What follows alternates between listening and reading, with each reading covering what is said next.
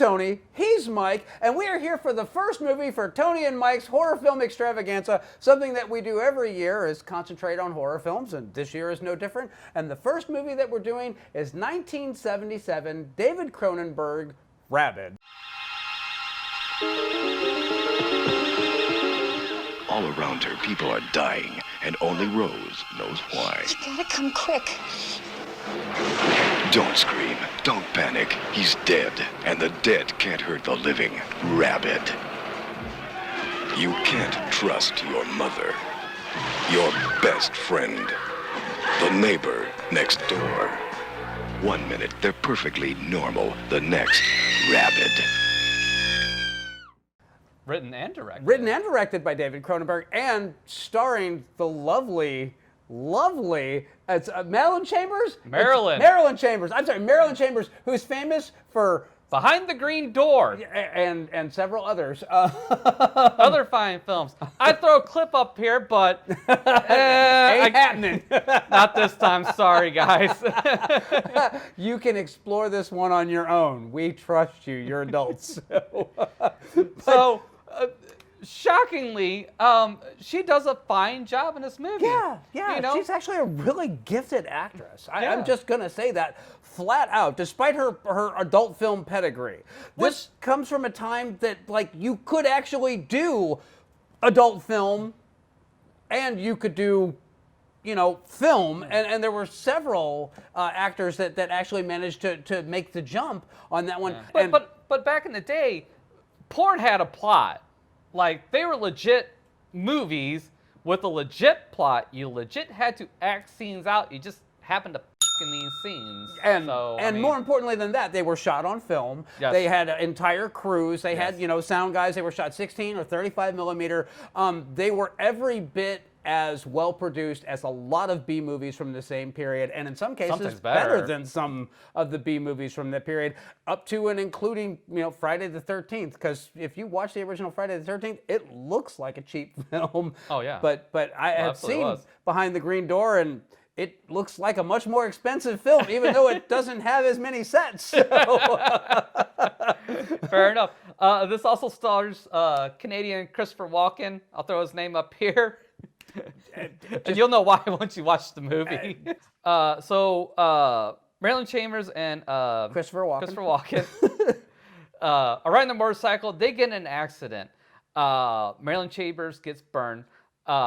There's a cosmetic surgeon, like literally right down the street, and they do some experimental procedure on her. They fix her. They do these skin grafts. Well, it turns out that since then, she has this weird little thing that comes out of her armpit, like a mosquito type of thing, or a proboscis is the word I would use, or a stinger, because she's actually feeding. She's sucking blood off of it. What are you talking about? I'll show you.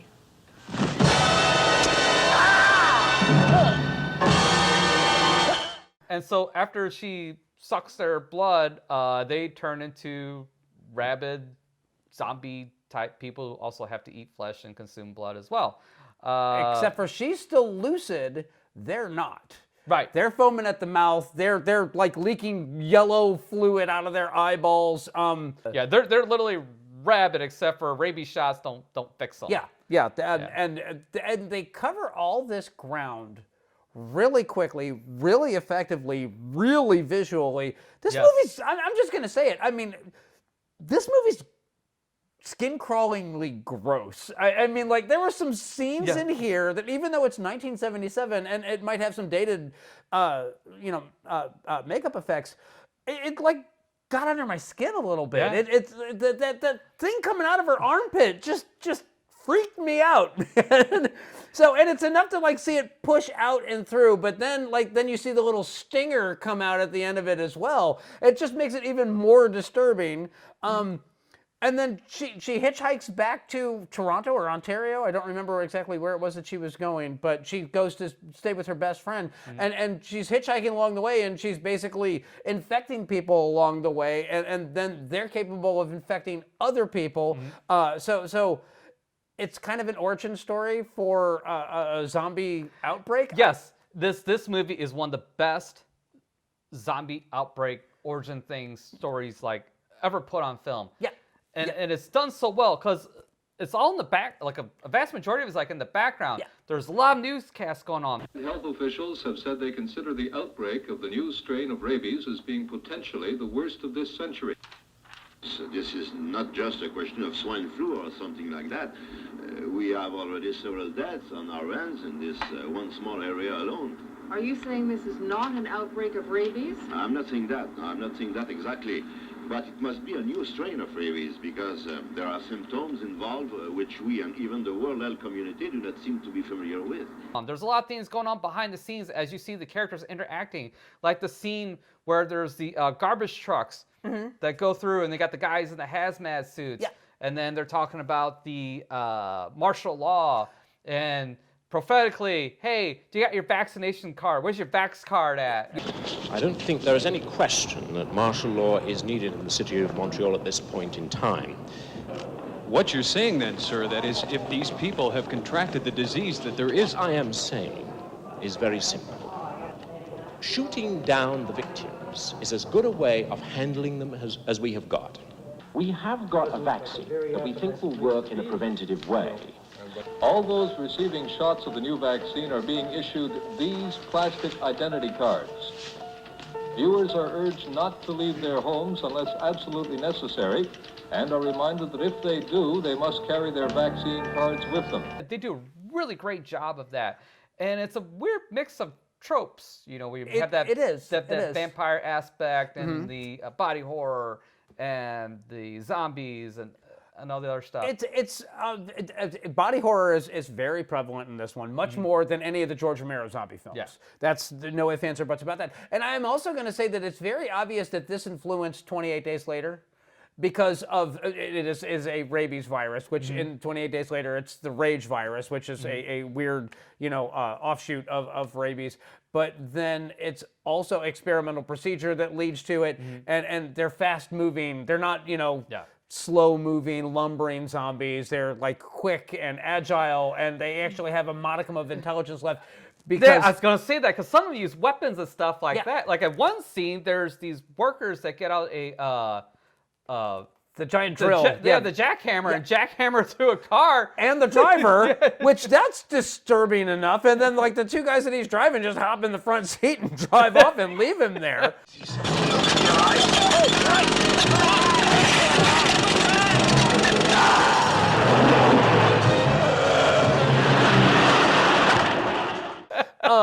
And then there's the scene in the mall, and there's the zombie guy that is starting to attack, and then the cop accidentally winds up shooting Santa Claus behind him. And like, as funny as it is to talk about, like when you actually see it, it's kind of like, oh. It's disturbing because there's a girl sitting on Santa's lap at the time. Lucky the little girl gets away, and only Santa bites it, but damn.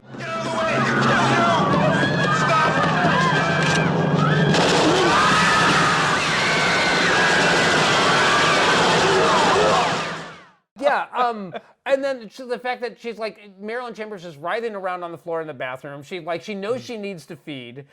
So like, she goes to the mall and there's a guy that approaches her there, and then he winds up getting eaten by another zombie, which is right before the Santa Claus scene, which is great. She goes to a porn theater, and because the proboscis is under her arm, she's able to feed without anybody else being the wiser. They just think she's being felt up by the gentleman that's sitting next to her. Her in that scene reminds me of Anna Paquin in Trick or Treat. Okay. You remember that? I do. And Yeah. I love that because she comes across like very vulnerable in that movie when actually she's the predator. The other detail that I really appreciate about this is like every time that she goes out, she grabs that fur coat. Oh, you're right. Yeah. So she's definitely on the prowl. When you see her don the fur coat, she is on the hunt at that particular point. And I've always appreciated that fine little detail there. There's so much weird shit in this movie. The bleak ending Yeah. is fucking great. Spoilers for this. Jump to this time code. Yeah. So at the end there, where Christopher Walken discovers that she is the Typhoid Mary, Right, essentially. right, exactly. Yeah. It's been you all along. What are you talking about? You carry the plague. You've killed hundreds of people. And she gets away from him. He falls down steps. He hurts his head. But he goes back to the apartment, and she calls him from another apartment, a guy that she meets down at the lobby, and she's like, like in denial, like, I'm not typhoid Mary, I'm not the one causing these plagues. Well, she tests that theory, and the guy is sitting in the chair, slumped up. She's on the couch, so he's kind of out of her sight. And she's talking on the phone to Christopher Walken. Hart is actually the guy's name. And so while she's talking on the phone, the guy gets up and kills her. There. And he hears on the phone, that is such a gut punch ending. It's so good. And then they like solidify it because the body's out with the garbage. Yes. And there's a dog that's right there sniffing around her body, and you're thinking, oh, the dog's gonna be the next one that catches it and he's gonna spread it. Nope. The hazard team comes in, they shoot the dog and it runs off, and then they take her body and throw it in the back of a garbage truck and then compact it and roll the credits. And it's like, wow. That's bleak. So not a whole lot of giggles at the end of this one in the theater. No, not at all. Man, it's so good. So it is so fucking good. It works perfectly for this movie. And it's underappreciated because everybody, when you say David Cronenberg, a lot of other films get brought up, especially like The Fly and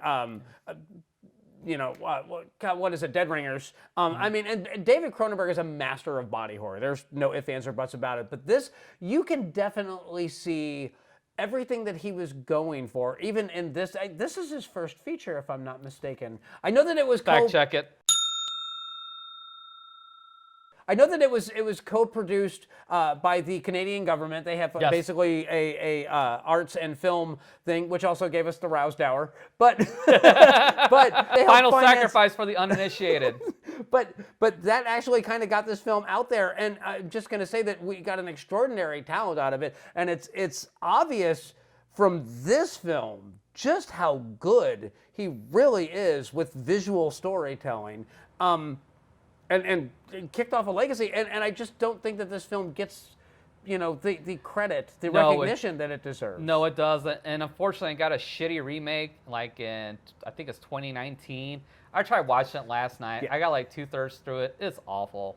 They didn't get it. They didn't get it. And instead of it being like, helping her through like a tragic accident, the new one is like, she has this tragic accident, but she was kind of not very pretty to begin with, and so she comes up pretty, and it's more of like a Black Swan sort of thing. It's I'm sorry, not the ugly duckling, I guess. Is right. What exactly. It's like, no, that's not what the original movie was. No, Marilyn Chambers was perfectly hot before the accident. She just also happened to be perfectly hot after the accident too. Exactly, and I think she's very well cast in this one because Marilyn Chambers is the hot MILF down the street from you in your neighborhood. Yes. She's the girl the lady you stared at the pool, like when you're a young teenage boy. That sums it up perfectly. No, she is just the right level of attractive. Yes. To sell it. And she's obviously very comfortable in her own skin. And this movie does have a lot of skin in it. There's no... But it's not... But it's not gratuitous. It's not. It's not done to titillate. It's literally there to demonstrate and to illustrate what she's going through and everything that's going on with that. If you need to see that, then definitely this is not your jam. But and I think also like her natural sensuality helps sell some of these scenes too, especially when she's feeding on people. Yes, and approachability. Yes. I think approachability is a big part of this because if she was too pretty, she's going to come off as unapproachable. Yes. Whereas with this one, this is the kind of woman that's just attractive enough that you might be self-conscious about approaching her, but you do it. You screw up the nerve to actually go over and talk to her. And she fits that bill to a T. I thoroughly enjoyed this film. I actually enjoyed it more the second time than I did watch it the first time. So it's a high recommend for me. It's on Prime right now. It's also on Tubi and Pluto for some reason. If it gets taken off of Prime by the time you guys get to watch this. I was going to say I think it's on Shudder as well, but just depending on with Prime, I was going to say I don't remember. It's available for rent in a bunch of different places, and there's a Blu-ray release of it, which I already own because it's David Cronenberg, and why not? You should have this movie in your movie collection if you're a horror film fan. Yeah. So it's a recommend and a buy for you. Absolutely. Okay. So I already bought it, so I'm good. Yeah. Well, there you go. Check this one out. I think you guys really enjoy it. Anything else? It is a rock solid. I'm not going to tell you it's a crowd pleaser, but I'm going to tell you that it is an engaging watch. It's just trust us on this one. Yeah, So. I think if you like 78's Invasion of the Body Snatchers, you'll enjoy this. What did he say? Yep. Yeah, I agree. So, anything else? No. All right. Well, then we will catch you next time.